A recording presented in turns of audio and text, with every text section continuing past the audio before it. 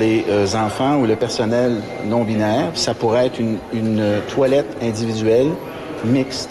C'était le ministre de l'Éducation, Bernard Drainville, qui refusait que les toilettes des filles ou encore celles des garçons soient converties en blocs sanitaires mixtes. C'est une école de Rouyn-Noranda en Abitibi-Témiscamingue, l'école d'Iberville, qui avait mis de l'avant donc cette directive-là dans une lettre aux parents.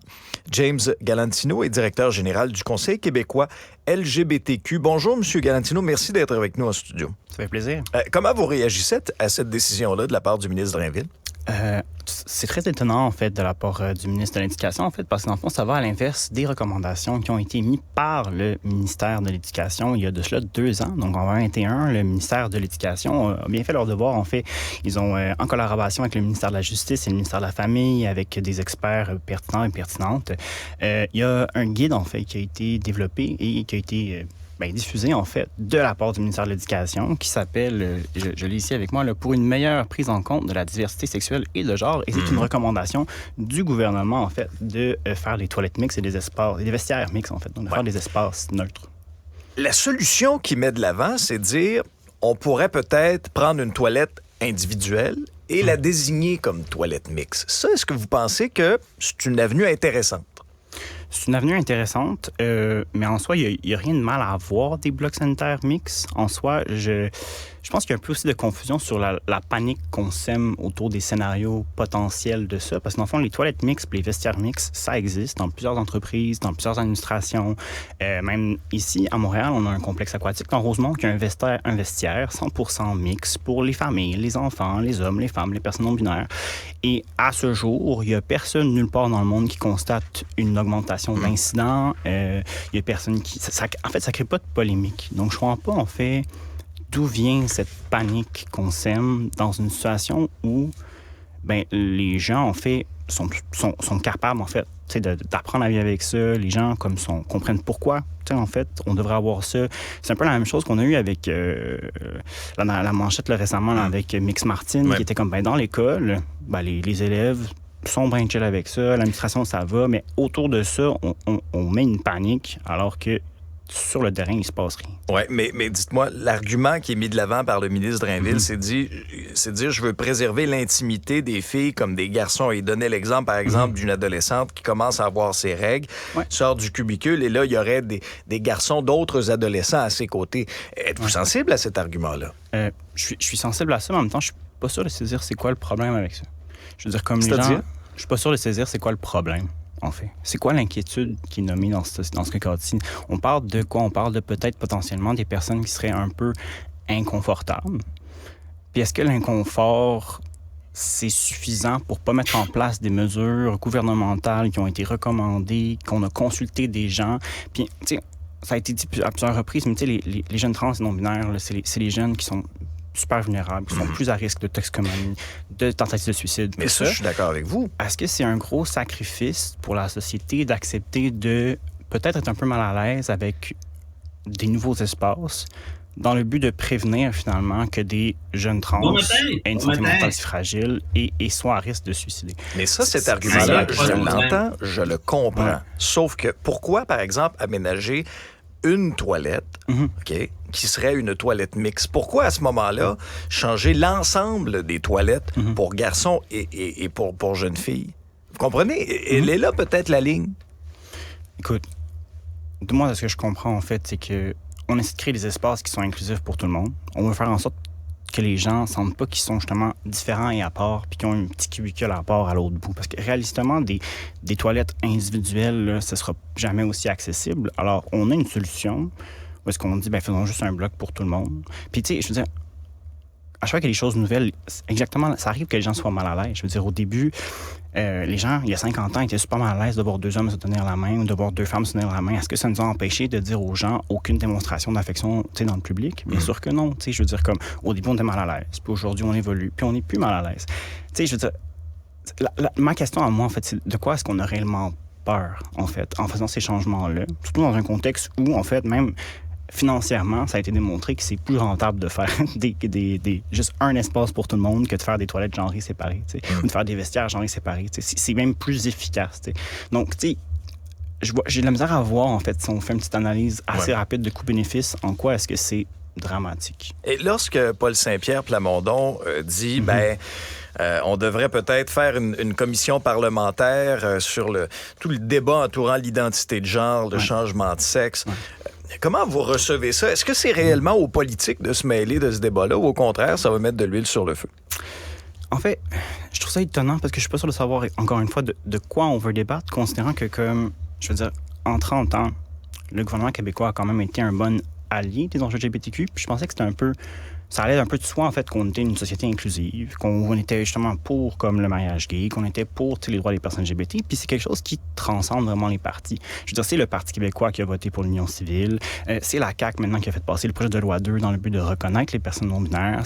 C'est les libéraux, en fait, qui ont fait passer la loi qui ont permis justement aux jeunes mineurs trans de pouvoir changer légalement leur nom et leur mention de sexe. Puis, je veux dire, justement, dans tout ça, tous ces projets de loi-là, il y en a eu des débats. Il y en a eu des commissions parlementaires. Il y en a eu des consultations particulières. Même récemment, je veux dire, comme le projet de loi 2, les consultations particulières, c'était l'année passée. On s'est mobilisés, tous les organismes ont pu parler, on a entendu, on a parlé en long et en large. Et au-delà de tout ça, on a des experts scientifiques qui nous disent... Qu'est-ce qui se passe sur le terrain? Qu'est-ce qu'on devrait faire? C'est quoi les recommandations?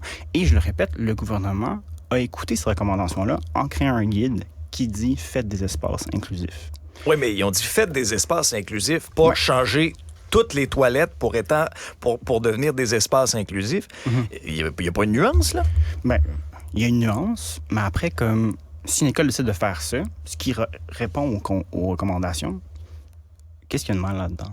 Bien, il y a mal là-dedans qu'il y a des réactions contraires. Il y a plusieurs personnes qui disent on peut être mal à l'aise au niveau de la puberté. Souvenons-nous, rapportons-nous. Oui, c'est une époque, tu sais, dans nos vies, lorsqu'on est adolescent, on cherche, on vit des changements, ça peut être complexe. Alors, il y en a qui lèvent certains drapeaux. Je comprends. Mais en même temps, on va aux toilettes. L'ouverture, il faut que ce soit... Mais d'autres, non? Mais je suis d'accord. Puis après, oui, bon, j'ai rien contre l'idée d'une toilette mixte, un cubicule mixte, en fait. La réalité, c'est que comme pas toutes les écoles vont faire exactement la même chose. Puis j'ai la misère à comprendre, en fait, le drame autour de ce que cette école-là veut faire. Parce qu'en fait, il n'y a personne qui impose à toutes les écoles de faire des blocs sanitaires mixtes. Il n'y a personne qui impose ça. Et vous faites référence à ce drame, puis c'est vrai, lorsqu'on voit là, sur les réseaux sociaux, il y a des commentaires déplorables là, qui vont beaucoup trop loin. Je pense qu'il faut les dénoncer. En même temps, c'est un enjeu auquel c'est bien d'en discuter. C'est ce qu'on fait aujourd'hui à Cube. Comment vous expliquez que les esprits s'échauffent sur cette question-là à ce point-là? Écoute, c'est une grosse question parce que je pense que c'est pas que les personnes LGBTQ+, qui en souffrent en ce moment. On voit en effet comme monter la haine, monter des propos haineux, que ce soit en ligne, puis même ici au Québec, au Canada, les données en fait que la police nous dévoile, c'est vraiment une augmentation là, des incidents haineux puis qui sont rapportés à la police. Donc c'est un climat qui est justement particulier. Donc c'est pour ça aussi que je trouve ça un petit peu déplorable qu'on se retrouve à un peu brasser de la merde avec les toilettes inclusive en ce moment, considérant qu'en ce moment, on est déjà comme beaucoup victimes de haine, encore plus qu'il y a 5-10 ans, mettons, en ce moment précisément. Un contexte super particulier avec ce qui se passe aux États-Unis. Aux États-Unis, il y a des lois super anti-progressives, là, anti-LGBTQ qui sont en train de passer. Puis c'est à cause de ça que le gouvernement du Canada vient de justement annoncer un avertissement de voyage concernant que les États-Unis, c'est peut-être pas un endroit sécuritaire pour les personnes LGBT. Donc là, on est en train d'un petit peu faire un copier-coller des fois un peu de ce qui se passe aux États-Unis. Puis cette montée-là, un petit peu de cette haine-là, comme elle est difficile à expliquer, je pense qu'il y a beaucoup d'hypothèses. On le voit aussi à travers le monde. On le voit aussi en Italie avec le nouveau gouvernement qui vient de rentrer. Je veux dire, c'est comme... Il y a ça qu'on constate. L'origine exacte, malheureusement, j'ai pas la réponse parfaite, là, mais c'est en effet un contexte particulier qu'on vit, qu'on sent quand même que, comme j'ai dit, on est quand même beaucoup plus tolérant, acceptant qu'il y a 50 ans. Ouais. Est-ce que dans votre esprit, chez certaines personnes, c'est pas nécessairement des gens qui sont mal intentionnés, mais c'est peut-être des gens qui saisissent mal la nouvelle réalité parce que ça va très vite? Mais oui, tout à fait. En fait, ça je suis 100%... Je suis d'accord avec ça, tout à fait. Je veux dire, j'ai donné beaucoup de formations dans mes précédents emplois, puis souvent, les gens sont super bien intentionnés. Puis je pense que je peux dire que c'est une force, en fait, qu'on a dans notre société québécoise, de dire qu'on le respect pour autrui, le vivre et laisser vivre, le vouloir bien vivre ensemble, ça fait partie de nos valeurs. C'est ce qu'on veut. On veut que les gens se sentent bien. Puis souvent, il y a des gens, en effet, comme qui sont juste maladroites, puis qui veulent bien faire, mais qui savent pas comment faire. Puis ça, sincèrement, c'est mes personnes préférées, parce que, genre, je peux bien les éduquer, puis leur parler, puis comme, tu sais... Puis tant qu'il y a une ouverture des deux côtés, tu sais, moi, justement, j'impose rien à personne, mais j'essaie de comme expliquer aux gens les choses, d'être sensible à des réalités de personnes qui ils l'ont un petit peu plus difficile que d'autres. En tout cas, on verra bien la suite des choses. James Galantino, vous êtes directeur général du Conseil québécois LGBTQ. Merci beaucoup pour votre présence. Merci pour la discussion lors de cet épisode. D'ailleurs, si vous avez une nouvelle, un témoignage ou vous voulez réagir à ce sujet, on vous invite à nous écrire au studio@commercialcube.radio. Merci, Manu. Ne ratez plus rien. Tout ce que vous venez d'entendre est disponible sur l'application Cube ou le site cuberadio.ca.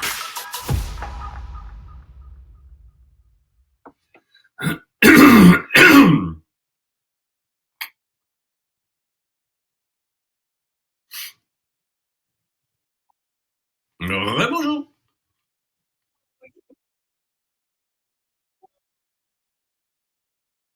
Excellent. On a combien de temps à peu près?